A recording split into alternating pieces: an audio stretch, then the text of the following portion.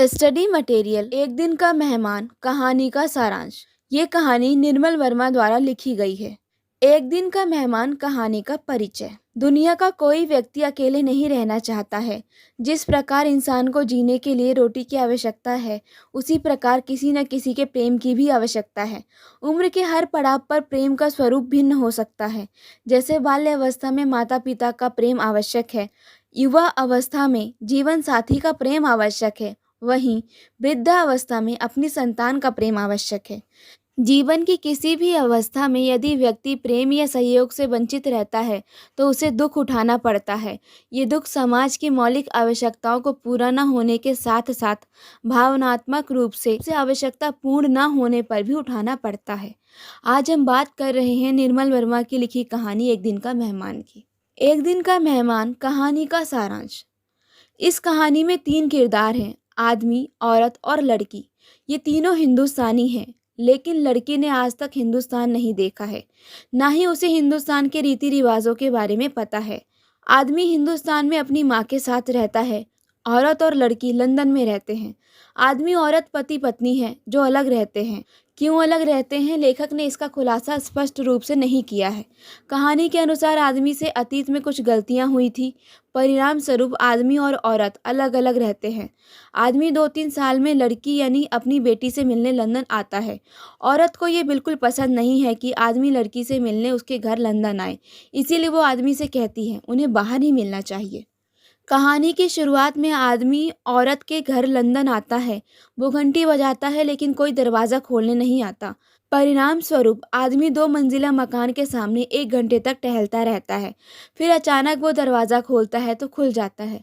अंदर आते ही उसकी मुलाकात उसकी बेटी से होती है। वो बताती है कि घंटी खराब है, इसीलिए उसने दरवाज़ा खुला रखा था। आदमी लड़की से कुछ बातें करता है, वो औरत के बारे में पूछता है। पहले उसे लगा औरत घर में नहीं है। लड़की भी उसे साफ साफ नहीं बताना चाहती थी। बाद में अचानक उसने पूछा तो लड़की झूठ नहीं बोल पाई और बताया कि वो ऊपर के कमरे में है। आदमी ने आज कुछ नहीं खाया, परिणाम स्वरूप वो भूखा था।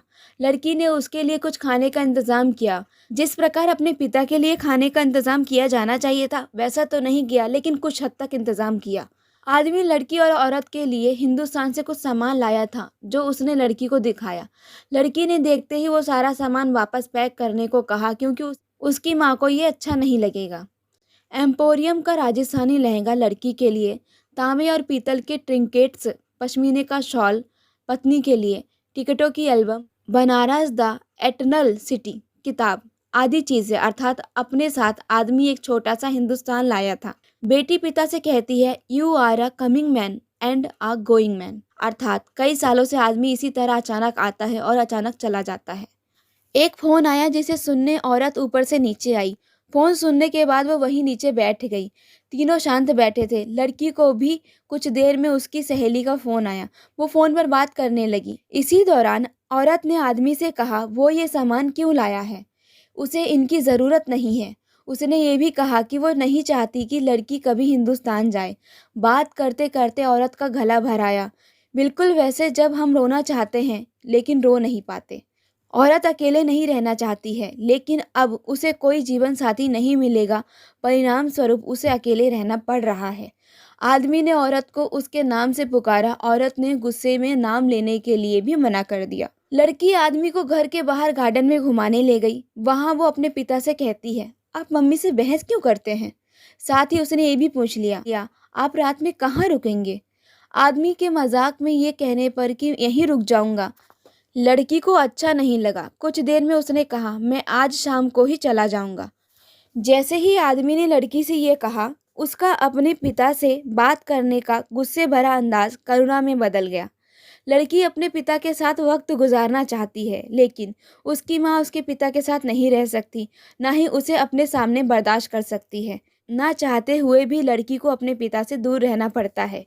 जब लड़की और आदमी बाहर से घूम के अंदर आए तो देखा कि सारा सामान समेट कर एक कोने में रख दिया गया है।